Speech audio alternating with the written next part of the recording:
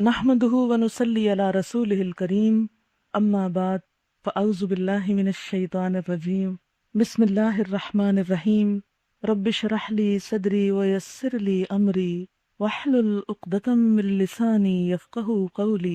اللہ کا شکر ہے کہ جس نے ہمیں زندگی جیسی نعمت دے رکھی، اس مبارک مہینے میں داخل ہوئے۔ زندگی کی نعمت جس سے اکثر لوگ غافل ہیں، جس کی قدردانی نہیں کرتے، جس کے بارے میں فکرمند نہیں ہوتے، وہ ان نعمتوں میں سے ہے جو ایک ہی بار ملا کرتی ہے۔ انسان کا سب سے بڑا نقصان یہی ہے کہ اس نعمت سے فائدہ نہ اٹھائے۔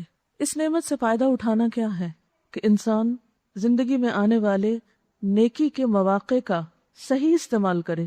نیکی کا ایک موقع آپ کو رمضان المبارک میں ملا، جس میں آپ نے خوب محنت کی، تو زندگی کی نعمت کی قدردانی کیا ہے کہ اس زندگی میں ہمیں نیکی کے جو موسم ملے، نیکی کے جو مواقع ملے، ان سے بھرپور فائدہ اٹھائیں۔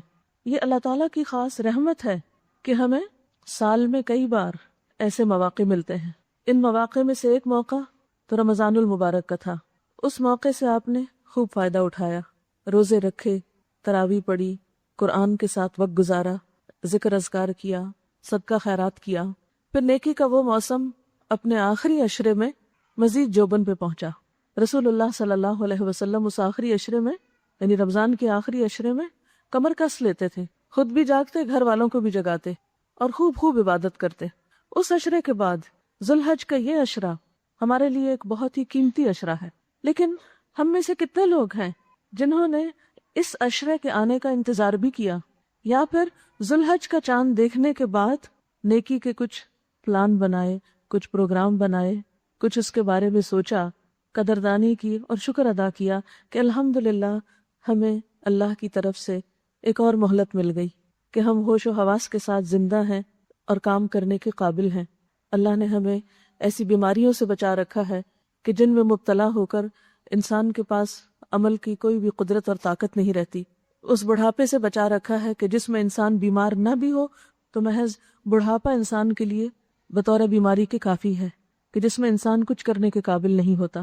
تو الحمدللہ ہوش و حواس کے ساتھ اور زندگی کی اس بہترین نعمت اور صحت اور فراغت کے ساتھ ہم اس عشرے میں داخل ہوئے ہیں۔ آج یکم ذوالحج ہے۔ ذوالحج کا یہ عشرہ رمضان المبارک کی طرح یا اس سے بھی بڑھ کر بابرکت ہے۔ اس میں نہ صرف یہ کہ حج جیسی عظیم عبادت ہوتی ہے، بلکہ اس کے ساتھ ساتھ دیگر تمام عبادتوں کا موقع بھی ہے جو ہم رمضان میں ادا کرتے ہیں۔ یعنی رمضان میں تو ہم روزہ، نماز، زکوٰۃ اور صدقات اور قرآن کے ساتھ تعلق رکھتے ہیں، لیکن اس عشرے میں مزید ایک اور نیکی کرنے کا انسان کو موقع ملتا ہے، اور وہ حج جیسی نیکی ہے۔ رمضان کے آخری عشرے میں لیلۃ القدر کا وعدہ ہے جو 1000 مہینوں سے بہتر ہے، جس میں انسانوں کی بخشش ہوتی ہے، لیکن وہ آخری عشرے کی کوئی بھی ایک رات ہو سکتی ہے۔ مگر ذوالحج کا 9 تاریخ کا دن، یوم عرفہ کا دن، وہ ایسا مبارک دن ہے کہ جس میں پورے سال میں سب سے بڑھ کر انسانوں کی گردنیں آگ سے آزاد ہوتی ہیں۔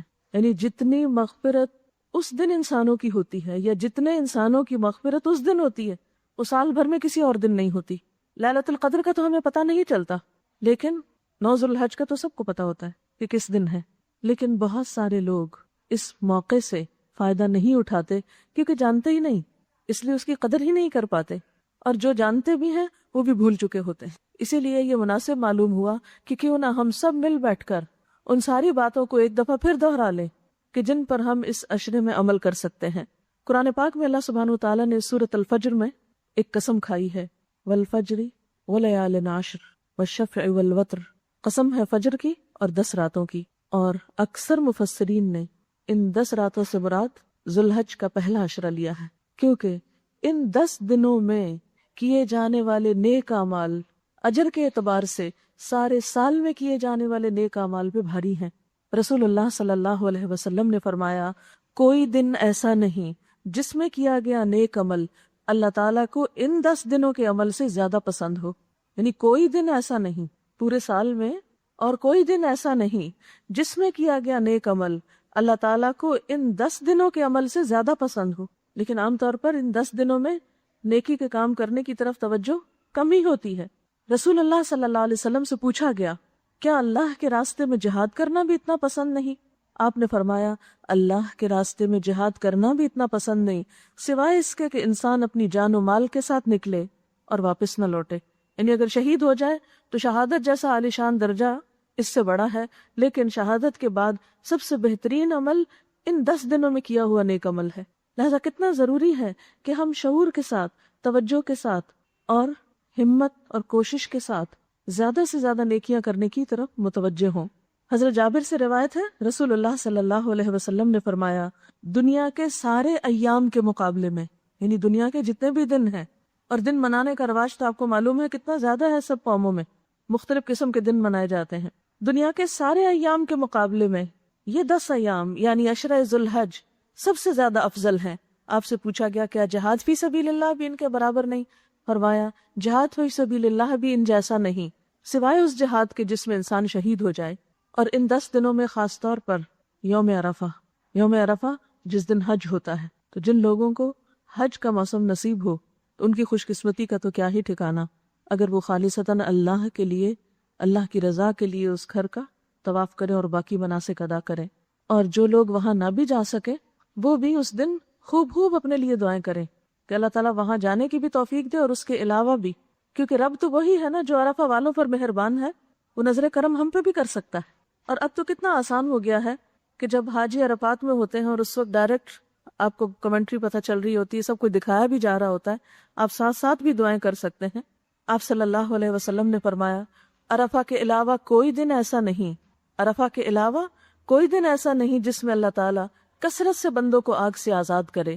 اس روز اللہ تعالیٰ اپنے بندوں کے بہت قریب ہوتا ہے اور فرشتوں کے سامنے ان کی وجہ سے فخر کرتا ہے، اور فرشتوں سے پوچھتا ہے یہ لوگ مجھ سے کیا چاہتے ہیں، یعنی یہ لوگ کیوں یہاں اکٹھے ہوئے ہیں، ان کی کیا دعا ہے، ان کی کیا تڑپ ہے، کیا خواہش ہے.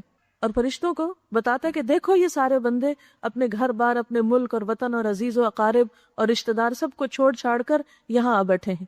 تو اسی طرح وہ بندہ جو ہر چیز کو چھوڑ کر کہیں الگ بیٹھ کر اللہ کے سامنے آنسو بہائے اور اللہ سے بخشش طلب کرے، تو یقیناً اس کی دعا بھی قبول ہوگی اور اس کے لیے بھی بخشش ہوگی. لیکن عام طور پر ہم ایسے مواقع سے فائدہ اٹھانا بھول جاتے ہیں. ایک اور جگہ پر آتا ہے، آپ صلی اللہ علیہ وسلم نے فرمایا کہ اللہ تعالیٰ اس روز فرشتوں کو گواہ بنا کے کہتے ہیں کہ جاؤ تم گواہ رہو، ان سب کو میں نے بخش دیا. فرشتے کہتے ہیں کہ ان میں فلاں شخص گناہ گار ہے، اللہ تعالیٰ فرماتا ہے میں نے ان سب کو معاف کر دیا. یعنی جو بھی بخشش کے لیے قدم بڑھاتا ہے، دعا کرتا ہے، میں ان سب کو بخش دیتا ہوں. رسول اللہ صلی اللہ علیہ وسلم نے فرمایا لوگو ان 10 دنوں میں اللہ تعالیٰ تمہاری حاضری کی وجہ سے تم پر فرشتوں کی جماعت میں فخر کرتا ہے، فرماتا ہے کہ میں تمہارے گناہوں کو معاف کرتا ہوں. مگر حق العباد یعنی حقوق العباد، بندوں پہ زیادتی کرنا، اس کے بارے میں بھی یعنی اللہ تعالیٰ فرماتے ہیں کہ جو حج کے موقع پر پہنچ کر وہاں پر اپنے لیے گناہوں کی معافی چاہیں گے، اللہ تعالیٰ جن پر زیادتی انہوں نے کی ان کو اپنے کرم سے نواز دے گا، اور اگر وہ سچے دل سے معافی مانگے تو وہ گناہ بھی ان کے معاف ہو جائیں گے. ورنہ عام طور پر حقوق العباد جیسے گناہ جب تک بندے معاف نہ کریں تو معاف نہیں ہوتے. انہی 10 دنوں میں پھر قربانی کا دن ہے، یوم النحر، 10 تاریخ کا دن. یہ دن اللہ تعالیٰ کے نزدیک سب سے زیادہ باوقار اور عظمت والا دن ہے. پھر اسی طرح جو ہی آپ ذوالحج کا چاند دیکھیں، ذوالحج کی ابتدا ہو جائے تو فوراً اپنی توجہ خاص طور پر اللہ تعالیٰ کی طرف کریں. اور اس میں اگر تو حج نصیب ہو تو وہاں تو دن رات پھر عبادت ہی کے مواقع ہیں، اور اگر حج نصیب نہ ہو، گھر میں ہو، تو پھر آپ کیا کر سکتے ہیں؟ سب سے پہلی چیز ان دنوں میں روزہ رکھنا. پورے 10 دن روزہ رکھنا کچھ فرض نہیں، کچھ لازم نہیں، لیکن اگر کوئی رکھنا چاہتا ہے تو رکھ سکتا ہے. روزہ رکھنا ویسے بھی اللہ تعالیٰ کے نزدیک ایک پسندیدہ ترین عبادت ہے. متفق علیہ روایت میں آتا ہے کہ جو شخص اللہ کی راہ میں ایک روزہ رکھتا ہے، اللہ تعالیٰ اس کے بدلے میں اس کے اور جہنم کے درمیان 70 سال کا فاصلہ کر دیتا ہے. اللہ کی راہ میں رکھنے کا مطلب کیا ہے؟ یعنی خالصتاً اللہ کی رضا میں. تو عام دنوں میں روزہ رکھنا بھی، یعنی جس میں کوئی ریاکاری نہ ہو، کوئی دکھاوا نہ ہو، کسی پر اپنی نیکی اور تقوی کا اظہار مقصود نہ ہو، تو وہ روزہ بھی ایک بہترین عبادت ہے، کیونکہ روزہ ایک ایسی عبادت ہے جو اللہ اور بندے کے درمیان ہوتی. لیکن اگر یہی روزہ اس عشرے میں رکھا جائے تو اس کا اجر و ثواب کئی گنا بڑھ جاتا ہے. مثلاً اگر آپ قضا روزے بھی ان دنوں میں رکھنا چاہیں تو آپ رکھ سکتے ہیں. تو چونکہ یہ عشرہ بابرکت ہے، اس لیے چاہے آپ قضا ہی پورے کر رہے ہوں تب بھی آپ کو اس کا فائدہ کہیں زیادہ ہوگا. اور ترمذی کی روایت میں خاص طور پر آتا ہے عشرہ ذوالحج میں عبادت اللہ تعالیٰ کو بہت پسند ہے. ان دنوں میں ایک روزہ رکھنے کا ثواب سال بھر کے روزوں کے ثواب کے برابر ہے. پھر اسی طرح ایک اور روایت میں آتا ہے کہ یوم عرفہ کا روزہ اس کے بارے میں مجھے اللہ تعالیٰ سے امید ہے کہ وہ 1 سال پہلے اور 1 سال بعد کے گناہوں کے لیے کفارہ بن جائے گا. یعنی اگر آپ سارے عشرہ کسی وجہ سے نہ رکھ سکیں تو کم از کم 9 ذی الحج کا روزہ ضرور رکھیں. وہ روزہ خاص طور پر بہت اہم ہے، انسانوں کے گناہوں کی معافی کا ذریعہ ہے. پھر اسی طرح تہجد کی نماز جس کی عادت شاید آپ کو رمضان میں پڑی ہو اور پھر آہستہ آہستہ کم ہو گئی ہو، پھر سے اس کا آغاز کر لیں، کیونکہ نماز رسول اللہ صلی اللہ علیہ وسلم نے فرمایا وَجُعِلَتْ قُرَّةُ عَيْنِي فِي الصَّلَاةِ، میری آنکھوں کی ٹھنڈک نماز میں رکھ دی گئی. سب سے زیادہ بندہ اللہ کے جو قریب ہوتا ہے وہ سجدے میں ہوتا ہے. وَاسْجُدْ وَاقْتَرِبْ، ہم سب اللہ کا قرب چاہتے ہیں، ہم سب اللہ کی محبت کے دعوے کرتے ہیں، اللہ کے قریب ہونا چاہتے ہیں، اللہ کے فیورٹ بننا چاہتے ہیں، اس کے پسندیدہ بننا چاہتے ہیں، لیکن وہ کام کیوں نہیں کرنا چاہتے جس سے ہم اللہ کے قریب ہو سکیں، واقعی ہو سکے؟ اور وہ کام ہے سجدوں کی کثرت، شوق اور محبت سے سجدہ کرنا. لیکن یاد رکھیں سجدہ ہی سب سے بھاری کام ہو جاتا ہے انسان کے باقی عبادات کے مقابلے میں. ایون بعض اوقات روزے کے مقابلے میں بھی نماز زیادہ مشکل لگتی، کیونکہ سب سے زیادہ انسان پر شیطان کا غلبہ نماز ہی کے وقت ہوتا ہے. کیوں آخر؟ اس لیے کہ اس نے سجدے سے انکار کیا تھا. انسان جب سجدے میں ہوتا ہے تو شیطان سر پیٹتا ہے اپنا، روتا ہے کہ سجدے سے انکار نے مجھے اللہ سے دور کر دیا، اور انسان سجدہ کر کے اللہ کے قریب ہو گیا.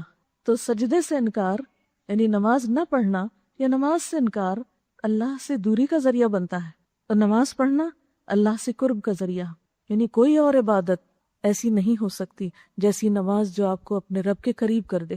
آپ دیکھیے دنیا میں جن انسانوں سے آپ کو محبت ہوتی ہے آپ ان کے قریب رہنا چاہتے ہیں، آپ اپنے ماں باپ کے قریب رہنا چاہتے ہیں، بہن بھائیوں کے قریب رہنا چاہتے ہیں، دوستوں کے قریب رہنا چاہتے ہیں. جس سے جتنی زیادہ محبت ہوتی ہے اس سے اتنا ہی قریب ہونا چاہتے ہیں، اس کے مقرب بننا چاہتے ہیں. تو اللہ کی ذات کیا واقعی قریب ہونا چاہتے ہیں؟ واقعی قرب کی تمنا ہے، واقعی قرب کا شوق ہے؟ اور اگر ہے تو اس کو سچا کیجئے. اور وہ سچائی نماز کے بغیر نہیں ہو سکتی. یہ ہو نہیں سکتا کہ کسی شخص کو اللہ کے قریب ہونے کا شوق ہو اور پھر نماز اس کو پسند نہ ہو، یا نماز اس کو مصیبت لگے، یا پھر نماز چھوڑ دے. وہ نہیں، یہ نہیں ہو سکتا. وہ کسی بھی حال میں ہو، وہ مجبوری سے نہیں، صرف فرض نبھانے کے لیے نہیں، وہ بیمار ہو، وہ تندرست ہو، وہ سفر میں ہو، وہ گھر میں ہو، وہ کہیں بھی ہو، وہ شوق سے نماز کی طرف دوڑے گا. تو اس عشرے میں پھر سے اپنی نمازوں کی تجدید کریں، نوافل کی تجدید کریں جن کی تجدید آپ نے رمضان میں کی. ایک موقع اور آ گیا ہے اللہ کے قریب ہونے کا، لہٰذا خوب خشوع کے ساتھ، لمبے سجدوں کے ساتھ دعائیں مانگتے ہوئے، کیونکہ سب سے زیادہ دعا سجدے میں قبول ہوتی، تو دعائیں مانگتے ہوئے اللہ تعالیٰ کے حضور سجدے میں زیادہ سے زیادہ وقت گزار سکیں تو گزاریں. رسول اللہ صلی اللہ علیہ وسلم نے فرمایا میرا بندہ لگاتار نوافل کے ذریعے میرے قریب آتا ہے، یعنی نوافل کے ذریعے قریب قریب قریب آتا چلا جاتا ہے، یہاں تک کہ میں اسے پسند کرنے لگتا ہوں. اور جب میں اسے پسند کر لیتا ہوں تو اس کا کان بن جاتا ہوں جس سے وہ سنتا ہے، اس کی آنکھ بن جاتا ہوں جس سے وہ دیکھتا ہے، اس کا ہاتھ بن جاتا ہوں جس سے وہ پکڑتا ہے، اس کا پاؤں بن جاتا ہوں جس سے وہ چلتا ہے. اگر وہ مجھ سے مانگے تو میں لازماً اسے دیتا ہوں، اور اگر مجھ سے پناہ طلب کرے تو میں یقیناً اس کو پناہ دیتا ہوں. اور میں اگر کوئی کام کرنے پر آ جاؤں تو کسی چیز سے تردد نہیں کرتا سوائے میرے اس تردد کے جو مجھے اپنے اس بندے کی جان لینے کے وقت ہوتا ہے جو موت کو ناپسند کرتا ہے، اور میں اس کا دل دکھانا بالکل پسند نہیں کرتا. یعنی بندہ جب اللہ کی محبت حاصل کرتا ہے نوافل کے ذریعے تو پھر اللہ تعالیٰ فرماتے ہیں کہ میں اس کا ہاتھ بن جاتا ہوں، آنکھ بن جاتا ہوں. مراد اس سے کیا ہے کہ پھر وہ میرے دیے ہوئے نور سے دیکھتا ہے، میری تائید اس کو حاصل ہو جاتی ہے، میری مدد اس کو حاصل ہو جاتی ہے. اس کا دیکھنا بھی عبادت بن جاتا ہے، اس کا سننا بھی عبادت بن جاتا ہے، اس کا کام کاج بھی عبادت بن جاتا ہے، اس کا چلنا پھرنا بھی عبادت بن جاتا ہے. اور پھر واقعی وہ میری محبت حاصل کر لیتا ہے، اور جب میری محبت حاصل کر لیتا ہے تو پھر وہ جو مجھ سے مانگتا ہے میں اسے دیتا ہوں.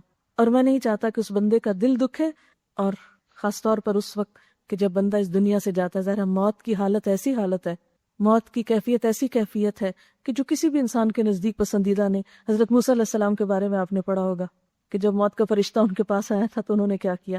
حضرت داؤد علیہ السلام کے بارے میں آپ کو معلوم ہوگا، حضرت نوح علیہ السلام کے بارے میں.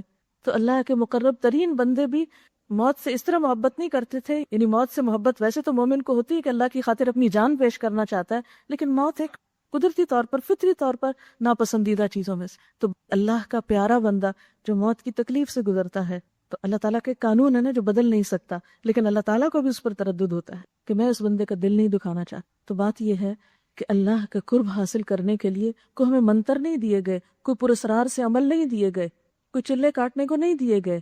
وہ کہیں بھی کسی حال میں بھی، اب صحرا میں ہو، سمندر میں ہو، جہاز پہ ہو، ٹرین پر ہو، گھر پر ہو، باہر ہو، کہیں بھی جب نماز کا وقت آئے تو جھک جائیں اس کے آگے. اور خاص طور پر پھر نوافل کی طرف بھی توجہ کریں، گاہے بگاہے جتنی بھی توفیق ہو، زیادہ نہ صحیح 2 رکعت سے. اور اس میں آپ دیکھیے ہمارے پاس ایسا نہیں کہ وقت نہیں ہوتا، ہوتا ہے، صرف سستی آڑے آتی ہے، صرف ہم کترا جاتے ہیں.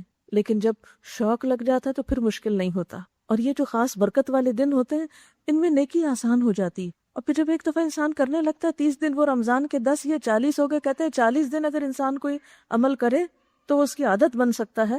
تو اگر رمضان سے اب تک آپ نے اپنی نماز کی کیفیت مینٹین کی ہے تو مزید اس کو تھوڑا پالش کر لیں ان دنوں میں، اور پھر آئندہ سال کے لیے کوشش کریں کہ کچھ نہ کچھ حصہ نماز کا اس میں ضرور شامل رکھیں. آپ دیکھیے کہ نبی صلی اللہ علیہ وسلم نوافل سواری پہ بھی پڑھا کرتے تھے. آپ وضو کر کے گھر سے نکلتے ہیں، گاڑی میں بیٹھے ہیں، آپ گاڑی میں بھی نفل پڑھ سکتے ہیں، اس موقع سے فائدہ اٹھا لیں. آپ اگر ایک جگہ سے دوسری جگہ روز جاتے ہیں، کہیں ٹریول کرتے ہیں، تو آپ اشارے سے بیٹھے بیٹھے پڑھ سکتے ہیں، کیونکہ یہ بھی ہمارے نبی صلی اللہ علیہ وسلم کی سنت ہے.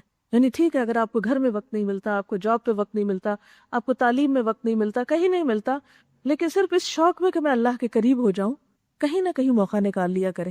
اب دیکھیں کہ جس سے محبت ہوتی ہے نا، اس سے بات چیت کرنے کا، اس سے تعلق قائم کرنے کا کوئی نہ کوئی بہانہ ڈھونڈ ہی لیتے ہیں، کوئی نہ کوئی موقع نکال ہی لیتے ہیں.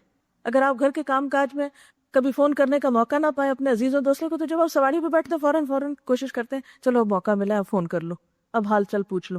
کوئی کام نہ بھی ہو تو فون کر لیتے ہیں. تو کوئی مقصد نہ بھی ہو تو آئے نفل پڑھ لیں کچھ، کیونکہ عام طور پہ نفل کب پڑھتے ہیں؟ جب ہمیں کوئی مسئلہ ہوتا ہے، پھر حاجت کا نفل پڑھ لیں گے یا استخارہ کر لیں گے یا کوئی تہجد بھی اٹھ کے پڑھ لیں گے. لیکن چلیے کبھی ایسا بھی پڑھ لیں جب کوئی کام نہیں، صرف قرب کے لیے، صرف اللہ کی محبت میں. پھر اسی طرح جو بہترین کام ان دنوں میں آپ کر سکتے ہیں وہ ذکر ہے. ویسے بھی آپ کرتے ہیں دن رات، لیکن خصوصی طور پر یہ فیل کرتے ہوئے کہ ان دنوں کا عمل اللہ کے نزدیک پورے سال پہ بھاری ہے، لہذا ذکر بھی بہترین ہو سکتا ہے. اور اس میں چلتے پھرتے بیٹھتے جو بھی آپ کی تسبیحات ہیں، اس میں ایک حدیث میں آتا ہے اللہ کے نزدیک ایام عشرہ ذی الحج کے مقابلے میں کوئی دن زیادہ عظمت والے نہیں، کوئی عمل ان 10 دنوں میں کیے گئے عمل سے زیادہ محبوب نہیں. اس لیے ان ایام میں لا الہ الا اللہ، اللہ اکبر اور الحمدللہ جیسے اذکار کثرت سے کیا کرو.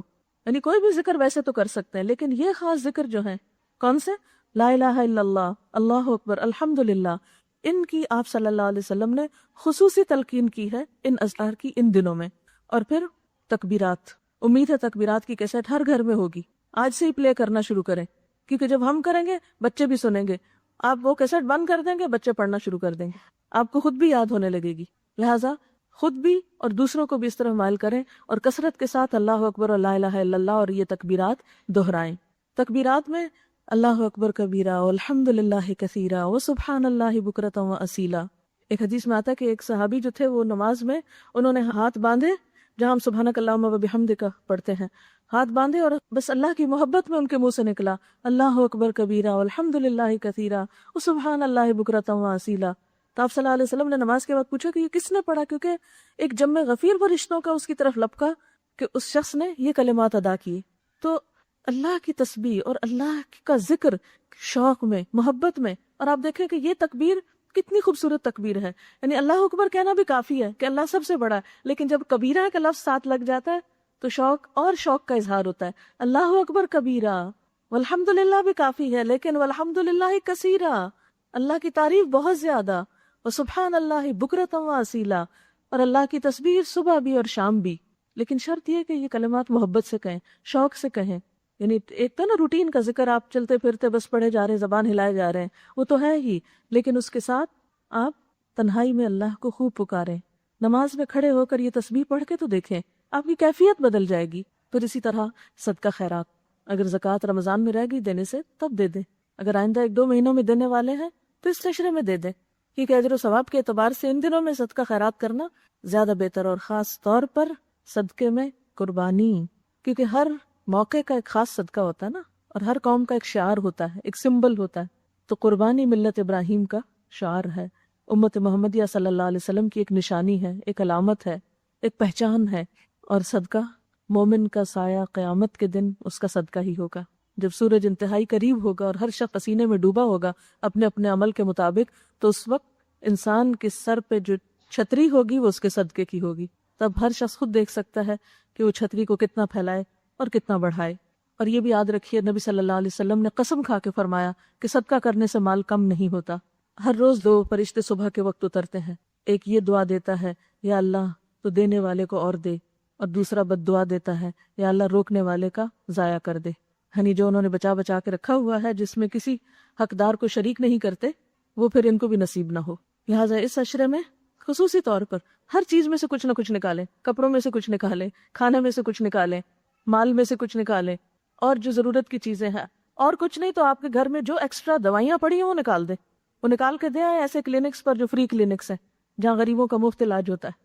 یعنی بہت دفعہ ایسا ہوتا ہے نا کہ کھانسی لگی، ایک سیرپ لے آئے، وہ نہیں کام ہے، ایک اور لے آئے، ایک اور لے آئے، اب لا کے رکھے، 2 گھونٹ پیے، وہ رکھے ہیں، اوور ڈیٹ ہو گئے، بن میں ڈال دیے، کیا فائدہ ہوا؟ صرف سستی۔ تو اپنی جا کے ساری کبرز کھولیں، جو فالتو چیز پڑی ہے نکالیں، نکال کے پہنچائیں ان لوگوں تک جو ضرورت مند ہیں، کیونکہ صدقہ انسان کو آفتوں اور بلاؤں سے محفوظ رکھتا ہے۔ آپ دیکھیے کہ اس وقت جو ناگہانی آفت سونامی ڈیزاسٹر سے ہوئی ہے، ان لوگوں کو خبر تھی، ان کو پتا تھا کہ کیا ہونے والا ہے، چند لمحوں کے اندر کیا سے کیا ہو گیا۔ وہ لہریں ہمارے پاس سے گزر کے آگے افریقہ تک چلی گئی ہیں، ان کا رخ ادھر کو بھی ہو سکتا تھا، ہم کوئی ان سے بہتر لوگ تو نہیں، لیکن اللہ نے ہمیں بچا لیا۔ تو کثرت سے شکر اور استغفار کرنا چاہیے، کیونکہ اللہ کا وعدہ ہے کہ جب تک کوئی قوم استغفار کرتی رہے میں اسے عذاب سے بچائے رکھوں گا۔ کثرت سے اپنے گناہوں کی معافی مانگتے رہنا چاہیے، اور شکرانے کے طور پر صدقہ ادا کرنا چاہیے۔ پھر اسی طرح امانتیں لوٹائیں۔ آپ کے پاس ہو سکتا ہے کسی کی کوئی چیز آئی ہو، رکھی ہو، کچن میں برتن ہو سکتے ہیں، الماری میں کسی کی کتاب ہو سکتی ہے، اسی طرح کسی کی اور کوئی چیز ہو سکتی ہے، تو ان تمام چیزوں کو جو جس کی ہیں ان کو لوٹائیں، واپس کریں۔ پھر اسی طرح رشتہ داروں کا خاص خیال رکھیں۔ عید بھی آنے والی ہے، اس اعتبار سے ہم رسموں میں تو بہت کچھ خرچ کر دیتے ہیں، لیکن اللہ کے نام پر کیوں نہیں خرچ کرتے؟ پھر اس طرح غریبوں، مسکینوں پہ، ضرورت مندوں پہ۔ لیکن یاد رکھیے کہ باقی آپ جتنے بھی صدقات کریں، لیکن اگر آپ صاحب حیثیت ہیں اور قربانی نہ کریں تو باقی صدقات کی پھر اہمیت کچھ نہیں، کیونکہ یہ اس عشرے کی سب سے اہم عبادت ہے۔ اس عشرے کی تکمیل ہوتی نہیں جب تک کہ آپ 10 تاریخ کو قربانی نہ کریں۔ یعنی عید کا دن قربانی کا دن ہے، اور قربانی کا لفظ کیا ہے؟ قربانی کا لفظ قرب سے نکلا۔ جیسے نماز قرب کا ذریعہ ہے، ایسے ہی قربانی بھی سراسر قرب کا ذریعہ ہے۔ فَصَلِّ لِرَبِّكَ وَانْحَرْ، اپنے رب کے لیے نماز پڑھیے اور قربانی کیجیے۔ یعنی ایک طرف نماز ہے اور اسی طرح ساتھ ہی کس کا ذکر ہے؟ قربانی کا ذکر ہے۔ لیکن صرف جانور کی قربانی نہیں، اور بھی بہت سی چیزوں کی قربانی، سب سے بڑھ کر اپنی خواہشات کی قربانی، اپنی انا کی قربانی، کیونکہ ہماری انانیت، ہماری خودسری، ہمارا غرور اور ہمارا تکبر، خود پسندی، خود کو بڑی چیز سمجھنا، یہ سب سے بڑا بت ہے جسے قربان کرنے کی ضرورت ہے۔ اسی کو قربان کر کے انسان نیکی کے رستوں میں آگے سے آگے بڑھ سکتا ہے۔ یہ قربانی ہمیں بہت کچھ سکھاتی، اپنے مال کی قربانی، اپنی نیند کی قربانی، اپنے وقت کی قربانی، اپنے علم کی قربانی، اس کا بھی صدقہ نکالیں۔ اور قربانی ہر ملت میں رہی ہے۔ قربانی حضرت آدم علیہ السلام کے دور سے شروع ہوتی ہے۔ قرآن پاک میں حضرت آدم علیہ السلام کے 2 بیٹوں کی قربانی کا ذکر سورۃ المائدہ آیت 27 میں موجود ہے۔ یعنی ایسا نہیں کہ قربانی کو آج ہمارے ہاں پاکستان میں کوئی رسم شروع ہو گئی کہ ہر سال اس موقع پر لوگ قربانی کرتے ہیں، نہیں، یہ تو جب سے انسان اس دنیا میں آیا ہے جب سے یہ طریقہ جاری ہے۔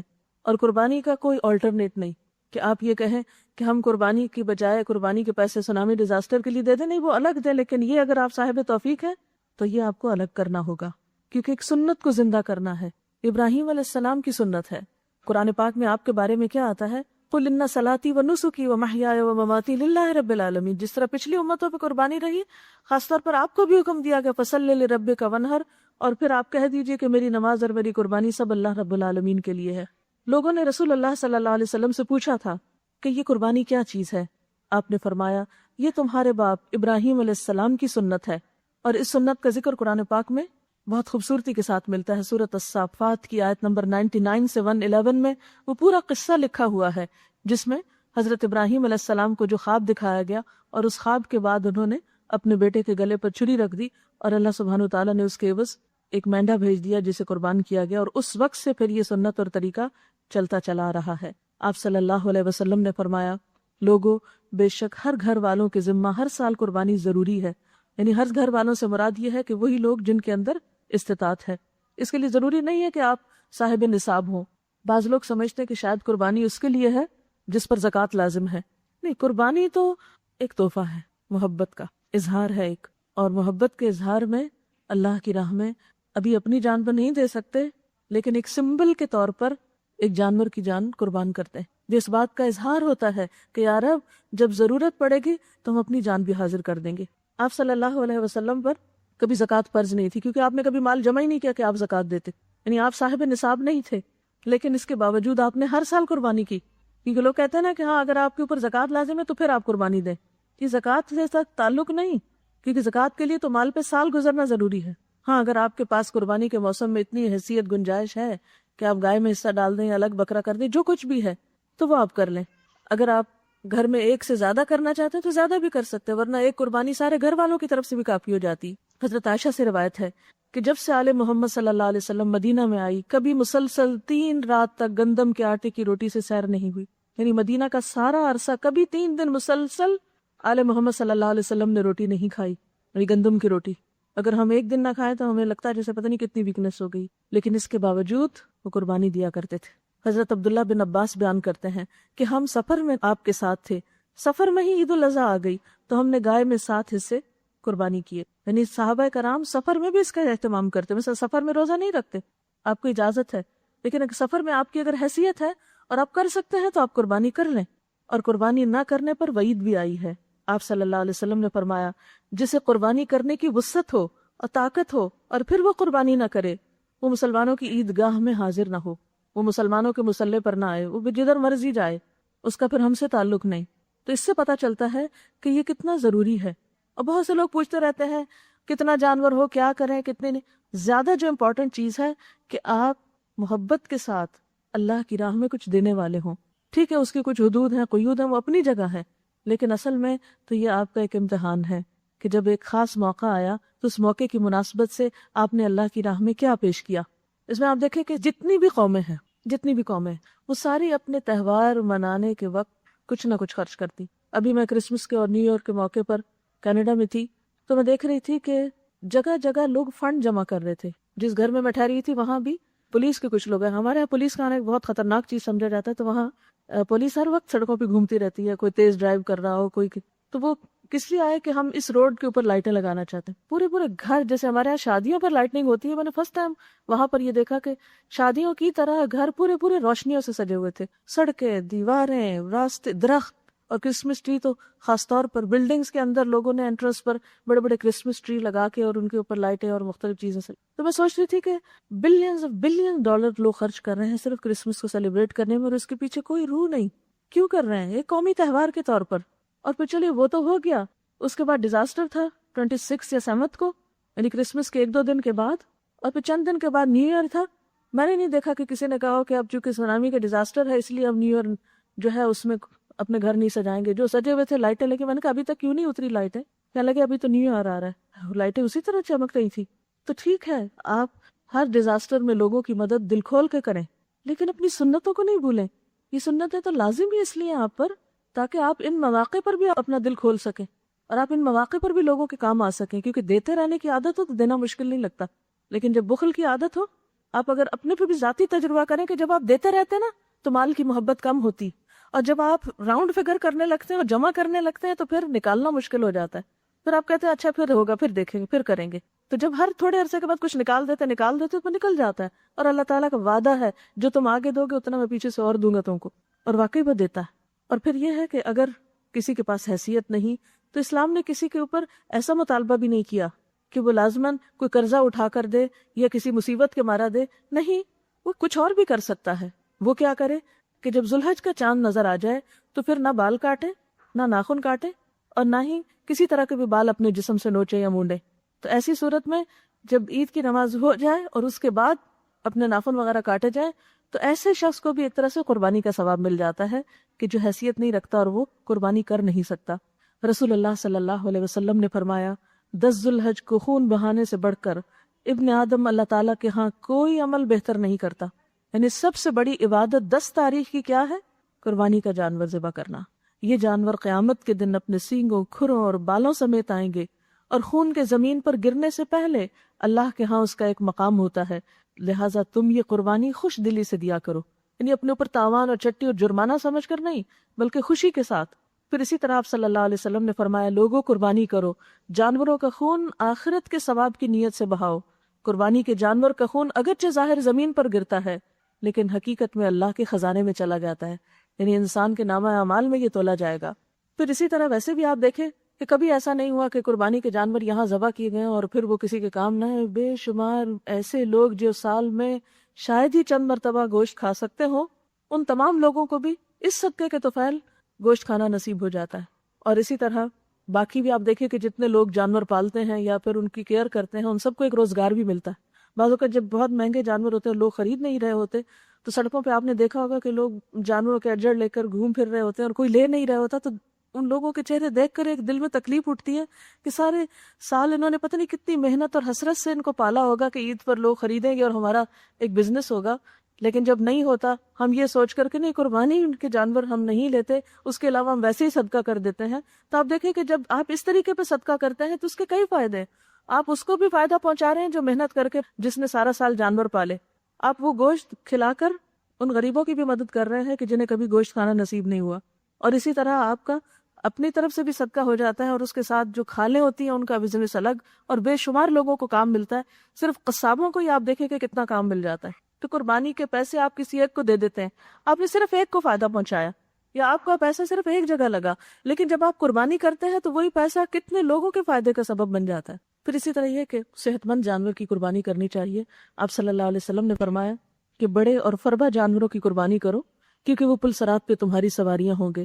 پل صراط کے بارے میں آپ کو معلوم ہے کہ وہ آخرت کے مناظر میں سے سب سے زیادہ ہولناک منظر ہے، جس میں کوئی شخص نہیں بول سکے گا سوائے انبیاء کہ ان کی زبان پر رب سلم کے الفاظ ہوں، باقی سب ایک طرح سے دہشت میں ہوں گے کہ یار اب کسی طرح ہم پل پار کر لیں، کیونکہ کچھ تو چڑھتے ہی گر پڑیں گے، کچھ درمیان میں جا کے گریں گے، اور کچھ بالکل پہنچنے کے قریب ہوں گے کہ وہاں نیچے گر جائیں گے۔ ایسے میں قربانی کے جانور لوگوں کے لیے سواری کا کام۔ آپ کو معلوم ہے کہ ہمارے دین میں اتنی وسعت ہے کہ اگر کسی شخص کے پاس کوئی کام کرنے کی ہمت نہیں، لیکن اگر اس کے اندر نیت اور شوق ہے تو اللہ تعالیٰ اس کا بھی اس کو اجر اور صلہ دیتے ہیں۔ ضروری نہیں کہ ہم سب اس کام کے کرنے کے قابل ہی ہوں، لیکن کم از کم نیت تو کرنی چاہیے، دل میں ایک حسرت تو ہونی چاہیے کہ اللہ اگر مجھے بھی توفیق ہوتی تو میں بھی اس نیکی میں شریک ہوں۔ لیکن اگر اس کے برعکس ہم یہ سوچنا شروع کر دیں کہ یہ ویسٹ آف منی ہے اور یہ جانوروں کے اوپر ظلم ہے، تو یہ سوچ جو ہے یہ ہمارے دین کی روح سے ٹکراتی۔ پھر اسی طرح قربانی کے علاوہ اس روز عید کا دن آپ کے لیے ایک اہم دن ہے، جس میں عید کی نماز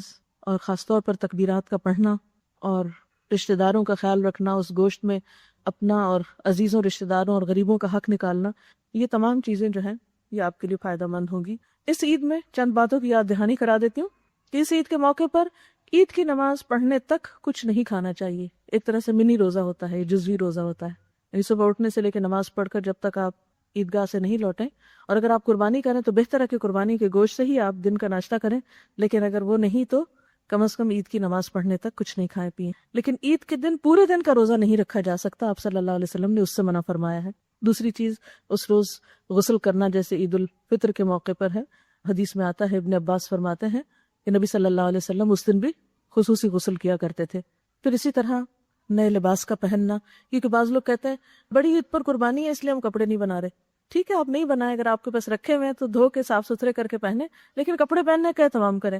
ہم میں سے بہت سارے لوگ، خواتین خاص طور پر، اس دن کہتے نہیں گوشت سنبھالنا ہے، کپڑے کیا پہننے، تو وہ اہتمام نہیں کرتے۔ ٹھیک ہے، آپ کچن میں رہیں، گھرداری کریں، لیکن اچھے کپڑے پہنے، ساتھ ایپرن پہن لیں، کسی اور طرح بچا لیں، مگر عید کا دن نظر آنا چاہیے، اس دن اہتمام کیا جانا چاہیے۔ پھر اسی طرح عیدگاہ کی طرف جاتے ہوئے تکبیرات پڑھنا چاہیے، اور پھر واپس مختلف راستے سے آنا چاہیے۔ ضرورت مند لوگوں کو، مسکین، فقیر، غریب، ایسے لوگوں کو عید کے موقع پہ یاد رکھنا چاہیے، بلکہ عید سے پہلے جو آپ نے زکوٰۃ یا صدقہ خیرات کرنا ہے، اس سے ان لوگوں کی ضروریات کا خیال پہلے سے پورا کریں۔ ہم عام طور پہ ایسا ہوتا ہے کہ بالکل جو وقت گزرنے والا ہوتا ہے پھر خود بھی کوشش کرتے ہیں، دوسروں کو بھی کہتے ہیں اچھا یہ صدقہ لے لو، یہ وہ، ابھی تو 9 دن ہے، کل کر لیں گے، پرسوں کر لیں، کرتے کرتے عین اس وقت نکالتے ہیں جب موقع نکل جاتا ہے۔ تو جس کسی کو بھی دینا ہے آج کل میں دیں تاکہ وہ عید کی تیاری کر سکے۔ اور پھر خاص طور پر یہ یاد رکھے کہ قربانی صرف جانور کی قربانی نہیں ہے، قربانی اپنے نفس کی قربانی بھی، اپنی ذات کی قربانی بھی، اپنی انا کی قربانی بھی، اور پھر اس بات کی قربانی بھی ہے کہ ہم اپنی محبوب ترین چیزیں کس کی راہ میں خرچ کرتے ہیں، اور پھر محبت کا امتحان ہے۔ بنیادی طور پر ابراہیم علیہ السلام کی سنت کیوں ہے یہ قربانی؟ کیونکہ اللہ تعالیٰ نے ان کی محبت کو آزمایا تھا۔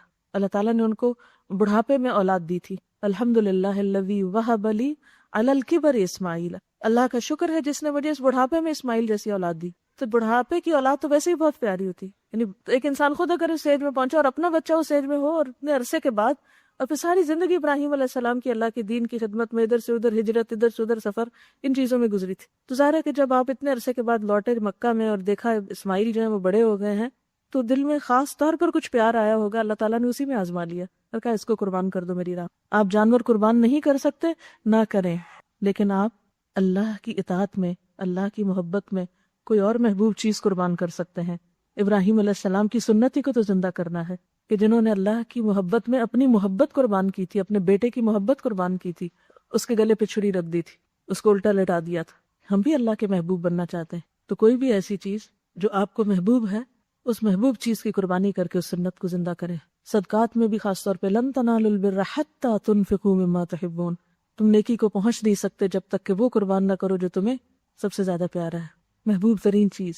لہٰذا جہاں اس سلسلے میں ہم نے نیکی کے کام کرنے ہیں، وہاں دوسری طرف گناہوں کو چھوڑنے کی پریکٹس بھی کرنی ہے، غلط کاموں کو چھوڑ دینا. اور جس چیز کو بھی چھوڑنا ہے، ابراہیم علیہ السلام کے وہ آپ ذہن میں لائے گی کس طرح وہ بیٹے کے گلے پہ چوری رکھے ہوں. تصور میں ہر اس چیز پہ چوری رکھ دیجئے جو آپ چاہتے ہیں چھوڑنا، چاہتے ہیں ختم کرنا، اور اب تک نہیں کر سکے، بس آج کے بعد ختم. اور غلط باتیں، غلط چیزیں، غلط عادتیں، ایسے نہیں ہوتا کہ آپ کہیں کہ اچھا وہ میں اگلے سال چھوڑ دوں گی، 10 سال بعد چھوڑ دوں. وہ 10 سال نہیں پھر آتے. بس جو چھوڑنا ہے آج چھوڑ دیں، جو ختم کرنا ہے آج ختم کر دیں، اور بس ختم. اور آپ دیکھیں گے اللہ تعالیٰ آپ کو توفیق دے گا. صحابہ کرام کے اندر جب ایمان کا ایک خاص لیول آ گیا تھا، شراب پی رہے تھے، شراب کے حرمت کا حکم آیا، اگر ایک گھونٹ اندر ایک باہر تو بس رکھ دیا، ختم. اللہ کا حکم ہے، ختم، بس اس سے آگے مجھے نہیں پتا. کچھ نقصان نہیں ہوتا. ایک شخص اس وقت ایک نئی کیف لایا تھا شراب کی، اور اگر اب شراب نہیں بیچتے تو پورے کا پورا سرمایہ ڈوبتا، لیکن جب پتا چلا کہ بیچ نہیں سکتا، ختم، کوئی بات نہیں، میرے رب کی خاطر ہے نا، رزق وہ دے گا، کوئی اور رستہ نکالے گا. نیکی کے فیصلے اور برائیوں کو چھوڑنے کے فیصلے یہ محبت سے ہوتے ہیں، اللہ کے ڈر سے ہوتے ہیں، اور یک بار بھی ہوتے ہیں، سستی کے ساتھ اور سوچ سوچ کے نہیں، کیونکہ انسان جب سوچتا رہتا ہے تو پھر سوچتا ہی رہتا ہے. تو اپنے نفس پر حد رکھ دے. قربانی کے بارے میں بھی اللہ تعالیٰ فرماتے ہیں لَن يَنَالَ اللَّهُ لُحُومُهَا وَلَا دِمَاؤُهَا وَلَكِن يَنَالُهُ التَّقْوَىٰ مِنكُمْ. اللہ کو ان جانوروں کے نہ خون پہنچتے ہیں، اور نہ ہی ان کے نہ خون پہنچتے ہیں اور نہ گوشت پہنچتے ہیں. اللہ کو تقویٰ پہنچتا ہے، یعنی اللہ کو جانور سے کوئی غرض نہیں، وہ تو اس ذریعے سے تمہارے دل کا جائزہ لے رہا ہے. ہم سب کے بھی دلوں کا امتحان ہے، ہم سب کی بھی خواہشات کا امتحان ہے کہ ہم اللہ کی خاطر کیا چھوڑ سکتے ہیں، کیا قربان کر سکتے ہیں. تو ضرورت ہے ہر اس چیز کو قربان کرنے کی جو اللہ کے قرب میں رکاوٹ بنی ہوئی ہے، جو اللہ کی نافرمانی کی طرف لے جانے والی ہے. کیونکہ اللہ کو کیا چاہیے؟ قلب سلیم چاہیے. اور ابراہیم علیہ السلام اذ جاء ربہ بقلب سلیم، سلامت دل لے کر آئے تھے. وہ دل تھوڑا مائل ہونے لگا تھا کسی اور کی محبت کی طرف. اللہ تعالیٰ کو یہ بات پسند نہ آئی، کیونکہ واتخذ اللہ ابراہیم خلیلا، اللہ نے ابراہیم علیہ السلام کو اپنا خلیل بنایا تھا. تو اللہ تعالیٰ کو یہ بات کہاں پسند تھی کہ ابراہیم علیہ السلام کے دل میں اللہ سے بڑھ کر کسی اور چیز کی محبت آ جائے. والذین آمنوا اشد حبا للہ. لیکن ہم سب اپنے دلوں کا جائزہ لے، کیا واقعی جو کچھ ہم کہتے ہیں اسے سچ کہتے ہیں؟ کیا واقعی اللہ کی محبت ہر چیز کی محبت سے بڑھ کر ہے ہمارے دل میں؟ اور اگر ہے تو ہم اس کی خاطر کسی بھی چیز کو چھوڑ سکتے ہیں. اور پھر یاد رکھیے کہ قیامت کے دن کوئی کام نہیں آئے گا.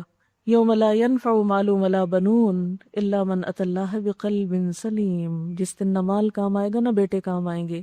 اللہ کو کیا مطلوب ہے قیامت کے دن ہم سے؟ قلب سلیم، سلامت دل. اور سلامت دل کا مطلب کیا ہے؟ وہ دل جو غیر اللہ کی محبتوں سے پاک ہو، ایسی محبت جو اللہ سے کی جانی چاہیے، ہر طرح کے شرک سے پاک ہو. اور قرآن پاک کی وہ آیت آپ کو یاد ہی ہوگی، وَمَنْ أَحْسَنُ دِينًا مِّمَّنْ أَسْلَمَ وَجْهَهُ لِلَّهِ وَهُوَ مُحْسِنٌ وَاتَّبَعَ مِلَّةَ إِبْرَاهِيمَ حَنِيفًا وَاتَّخَذَ اللَّهُ إِبْرَاهِيمَ خَلِيلًا. اس شخص سے بہتر اور کس کا طریقہ زندگی ہو سکتا ہے؟ یعنی اس سے بڑھ کر اور کس کی زندگی اچھی ہو سکتی ہے جس نے اللہ کے آگے سر تسلیم خم کر دیا. اللہ تیرا حکم میں نے مان لیا، اور اپنا رویہ نیک رکھا، اور یکسو ہو کر ابراہیم کے طریقے کی پیروی کی، اس ابراہیم کے طریقے کی جسے اللہ نے اپنا دوست بنا لیا تھا. تو ہمیں بھی ابراہیم علیہ السلام کے طریقے کی پیروی کرنی ہے. اور پھر یہ دن محبت کے اظہار کا دن ہے، اللہ سے محبت کے اظہار کا دن ہے. اور ہر محبت قربانی مانگتی، قربانی کے بغیر کسی محبت کو سچا نہیں کیا جا سکتا. دوسری قومیں محبت کے اظہار کے لیے پھول اور لائٹننگ اور دنیاوی چیزوں کے تحفے تحائف کے تبادلے کا اہتمام کر، لیکن مسلمان امت ہر امت سے مختلف ہے. اسے اس موقع پر اللہ کی خاطر جانور قربان کر کے محبت کے اظہار کا حکم دیا گیا ہے۔ ابراہیم علیہ السلام کی قربانی کا وہ واقعہ جو قرآن نے ان الفاظ میں بیان کیا، اس واقعے کے بارے میں حفیظ جالندری نے ایک نظم لکھی ہے جو اس کی ایک بہترین تفسیر بھی ہے، اسی کو پڑھ کر آپ کو اس کی تفسیر سناؤں گی۔ پدر بولا، یعنی باپ، فارسی کے لفظ اردو شاعری میں استعمال ہوتے ہیں۔ پدر بولا کہ بیٹا آج میں نے خواب دیکھا ہے، کتاب زندگی کا ایک نرالا باب دیکھا ہے، یہ دیکھا ہے کہ میں خود آپ تجھ کو ذبح کرتا ہوں، خدا کے حکم سے تیرے لہو میں ہاتھ بھرتا ہوں۔ ذرا امیجن بھی کرتے جائیں کہ باپ بیٹے کو کہہ رہا ہے کہ اللہ کے حکم سے میں تجھے ذبح کر رہا ہوں۔ سعادت مند بیٹا جھک گیا فرمان باری پر، زمین و آسماں حیراں تھے اس اطاعت گزاری پر، رضا جوئی کی یہ صورت نظر آئی نہ تھی اپنی، ایسے بھی کوئی اللہ کی رضا پہ راضی ہوتا ہے؟ اس سے پہلے ایسی اطاعت کسی نے نہیں دیکھی، یہ جرت پیشتر انسان نے دکھلائی نہ تھی اب تک، اس سے پہلے کہ کسی انسان نے اللہ کی اطاعت کے لیے ایسی جرت نہیں دکھائی تھی۔ عجب بشاش تھے دونوں رضائے رب عزت پر، تأمل یا تذبذب کچھ نہ تھا دونوں کی صورت پر، کوئی ہچکچاہٹ نہیں۔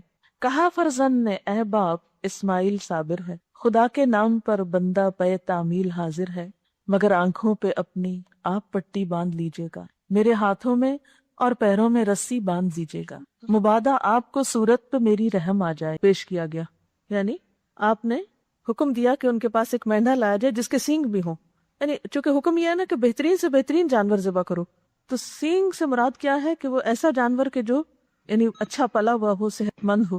تو آپ کے سامنے لا کر پیش کیا گیا۔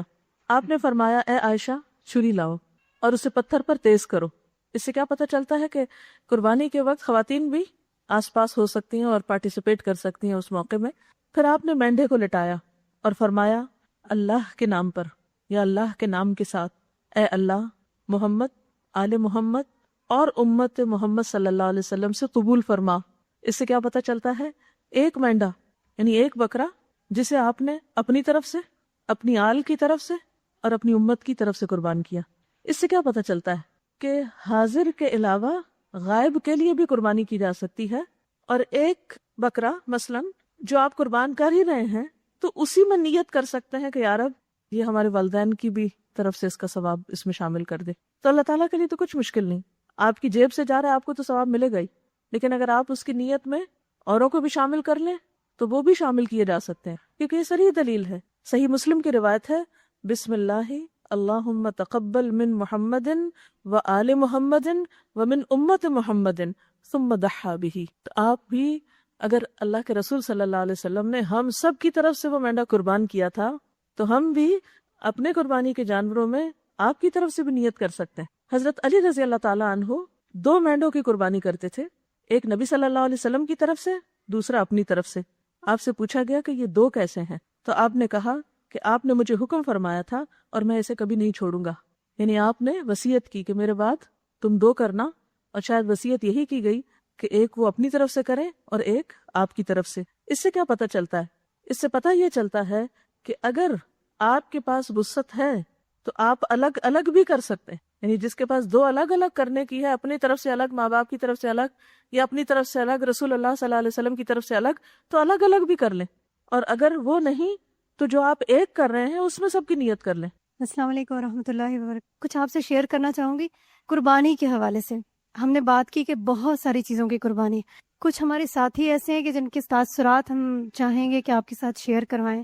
یہ فرسٹ بیچ ہے طارق روڈ برانچ کا، 3 سال میں ان کا کورس مکمل ہے، اور اس موقع پر ان میں سے کچھ لوگوں نے کہا کہ ہم کچھ شیئر کرنا چاہتے ہیں اپنی فیلنگس، وہ آپ سنیں، اور آپ یقین کریں کہ ان کی باتیں سن کے مجھے یہ محسوس ہو رہا تھا کہ وہ کون سا جذبہ، کون سی طاقت ہے جس نے یہ سب کچھ کروا دیا، کہاں سے آئی نا ایمان کی قوت قرآن پاک سے جڑنے کے بعد۔ جی، میرا نام امینہ معرفانی ہے۔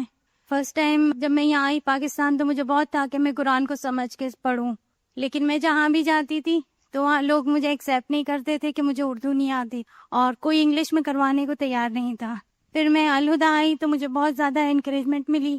یہاں آئی تو میرا مسئلہ اردو تھا، یہاں کے ٹیچرز نے، یہاں کے اسٹوڈنٹس نے میری اتنی حوصلہ افزائی کی، الحمدللہ میں نے آخری 3-4 پیپر مکمل اردو میں دیے۔ آپ لوگ سوچیں گے کہ کس چیز نے مجھے متاثر کیا کہ میں یہاں آئی اور یہاں ٹکی رہی۔ میں ایک درس میں گئی تھی تو وہاں مجھے ایک سوال پوچھا تھا جو درس دے رہے تھے، انہوں نے کہ آپ کے پاس کیا صلاحیتیں ہیں اور آپ نے ان کو کس چیز میں لگایا۔ تو سوچتے ہوئے مجھے خیال ہے کہ اللہ نے مجھے سب کچھ بہت زیادہ دیا ہے الحمدللہ، لیکن سب سے بڑی نعمت میرے پاس یہ کہ میں ایک بیٹی ہوں. میرے پہ کوئی ذمہ داری نہیں کہ میں معاش کے لیے کماؤں یا اپنے گھر والوں کو سپورٹ کروں. تو میں نے سوچا کہ جب اللہ نے مجھے بیٹی بنایا ہے تو کیوں نہ میں اپنے ماں باپ کو تو کچھ نہ دے سکی, وہ اس دنیا سے چلے گئے, تو میں اب ان کے لیے صدقہ جاریہ بن جاؤں, تاکہ کچھ نہیں تو میری نیکیاں اور میرا رابطہ ان سے قائم رہے. ایک یہ چیز نے مجھے موٹیویٹ کیا. پھر سیکنڈلی جب ہم 21ویں پارے میں تھے تو بہت زیادہ میں بیمار ہو گئی. میری طبیعت اتنی خراب تھی کہ ڈاکٹر نے کہا کہ آپ کے بہت بڑی سسٹ ہے, اس کو نہیں نکالیں گے تو کینسرس بھی ہو سکتی. میں رو رو کے پریشان تھی کہ میرا یہ قرآن چھوٹ جائے گا, لیکن میں نے دعائیں مانگی. اس وقت بھی مجھے ٹیچرز کا سپورٹ ملا, اور میں نے جو اسماء الحسنی اور صبح شام کی دعائیں یہاں سیکھی تھی وہ پڑھی. اس سے مجھے اتنا فائدہ ہوا کہ ڈاکٹرز بھی تعجب کرتی تھی کہ آپ 3 دن میں کیسے ہاسپٹل جا رہی ہیں, آپ کو 8 ڈیز رکنا پڑے گا. لیکن میں نے کہا نہیں, میں بالکل ٹھیک ہوں, میں جانا چاہتی ہوں, مجھے جانے دیں. اور میں نے 4 ویک کی لیو لی تھی. الحمدللہ 4 ہفتے میں آ گئی اور میں نے سارے ٹیسٹ دیے, میرا کچھ بھی مس نہیں ہوا.